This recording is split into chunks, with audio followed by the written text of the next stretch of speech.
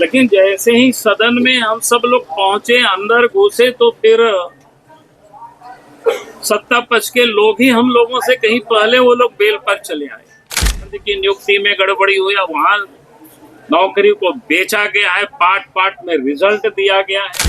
कहने का अर्थ है, चाहे जीपीएससी हो चाहे जेसीसी हो, पिछले 5-6 वर्षों में जो एग्जाम हुए हैं सिर्फ और सिर्फ वसूली के लिए हुआ है। सभी का नौकरी को बेचा गया, पैसे से बेचा गया।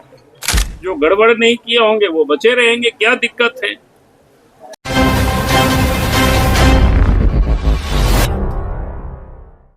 आप सब नहीं बल्कि पूरे प्रदेश में बैठा, पूरा देश में ये प्रारंभ से ही लग रहा था कि विधानसभा की सत्ता, हम लोग तो अपनी मांगों को लेकर के आवाज उठा रहे थे, लेकिन सत्ता पक्ष के विधायक क्या, मंत्री क्या, सारे के सारे लोग बेल पर आ रहे थे। बल्कि हम लोगों से पहले वो सारे लोग वहां आ रहे थे। इससे तो बिल्कुल स्पष्ट है कि छात्रों का, नौजवानों का और झारखंड के लोगों की सरकार के पास समस्याओं का उत्तर देने के लिए कुछ भी नहीं बचा, कहने के लिए कुछ भी नहीं बचा। और इसलिए आज साफ दिखा कि सत्ता पक्ष के लोग ही नहीं चाहते थे कि सदन चले, और विधानसभा अध्यक्ष ने अनिश्चित काल के लिए सदन का क्या कहते उसको स्थगित कर। तो ये बिल्कुल समझ में आ रहा है कि भाई सरकार जनता के सवालों का जवाब देना नहीं चाहती। उनको लगता है कि विधानसभा चलेगी, विरोधी दल के विधायक आवाज उठाएंगे, बाहर में आवाज उठाएंगे, अंदर में आवाज उठाएंगे, तो इस आवाज से उत्तर देना ना पड़े, उससे अपने आप को बचना, और उसका एक ही मात्र रास्ता उनको सूझा कि विधानसभा का सत्रावसान कर दिया जाए। ट्रेजरी बेंच के लोग ट्रेजरी बेंच के लोग बेल में आए थे। वही मैं कह रहा हूँ, पहले तो ट्रेजरी बेंच के ही लोग आ रहे थे। हम लोग तो जब हम खड़े हुए बोलने के लिए और कुछ बोल रहे थे पिछले बार, अगर सिलसिलेवार ढंग से देखेंगे, जब सत्र प्रारंभ हुआ थोड़ा हमें अंदर आने में विलम्ब हुआ, तो प्रदीप यादव जी सत्ता पक्ष के कांग्रेस के विधायक दल के नेता हैं और वो भाषण दे रहे थे। लेकिन जैसे ही सदन में हम सब लोग पहुंचे, अंदर घुसे, तो फिर सत्ता पक्ष के लोग ही हम लोगों से कहीं पहले वो लोग बेल पर चले आए।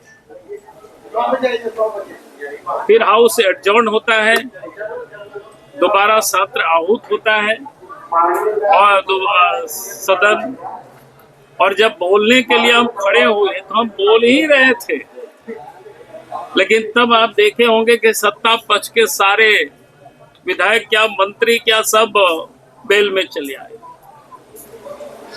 और इस समय भी हम सब लोग तो विरोध कर रहे थे, मुख्यमंत्री बाएं दाएं भाषण दे रहे थे। यहाँ तो एक ही बात था कि भाई पूरे मामले की जांच हम सीबीआई से कराएंगे।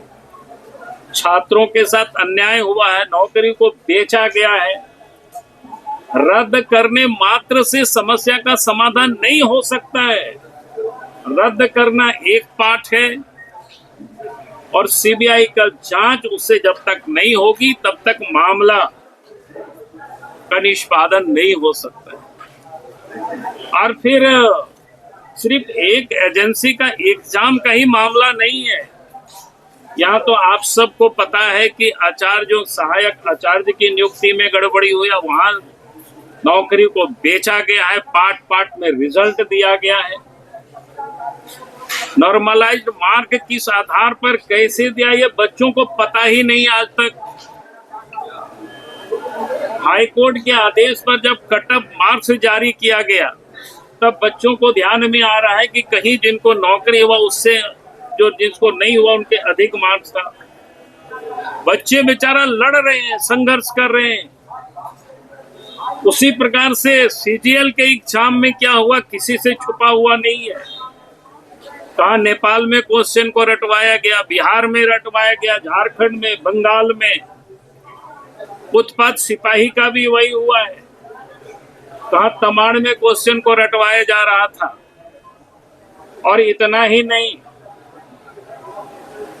माध्यमिक शिक्षक का भी यही हुआ। आज भी माध्यमिक शिक्षक के और पीजीटी के शिक्षक का जिन लोगों ने एग्जाम दिया था वो आकर के हमें आज भी आवेदन दिया है। आज भी उसका कोई कट ऑफ मार्क्स जारी नहीं किया है। पार्ट पार्ट में लोगों को बुलाता है। कहने का अर्थ है चाहे जीपीएससी हो चाहे जेसीसी हो, पिछले 5-6 वर्षों में जो एग्जाम हुए हैं सिर्फ और सिर्फ वसूली के लिए हुआ है। और इसीलिए छात्र नौजवान झारखंड ये मांग कर रही है, अब उसको रद्द करते हुए अब सीबीआई से जांच कराइए। अब सीबीआई जांच से क्यों डर रहे हो? मुख्यमंत्री कह रहे कहीं गड़बड़ी नहीं हुई है, तो फिर इतने लोगों की तो गिरफ्तारी हो चुकी है। और आज भी जिस जेसीसी में जो गड़बड़ी हुई है वहां उनके सचिव है, प्रभारी चेयरमैन प्रशांत कुमार, आखिर वो कर क्या रहे थे? उनके ऊपर कार्रवाई क्यों नहीं हो रही है? ये तो बिल्कुल साफ है। जेसीसी में चाहे जेपीएससी में जितनी भी एग्जाम इन 5-6 वर्षों में कंडक्ट की गई है, सभी का नौकरी को बेचा गया, पैसे से बेचा गया। और इसीलिए सीधा सीधा मांग है कि मामला सीबीआई से जांच हो। सीबीआई से जांच होगी तो स्वाभाविक है जो गड़बड़ किए होंगे वो जेल जाएंगे, जो गड़बड़ नहीं किए होंगे वो बचे रहेंगे। क्या दिक्कत है? बहुत बहुत धन्यवाद।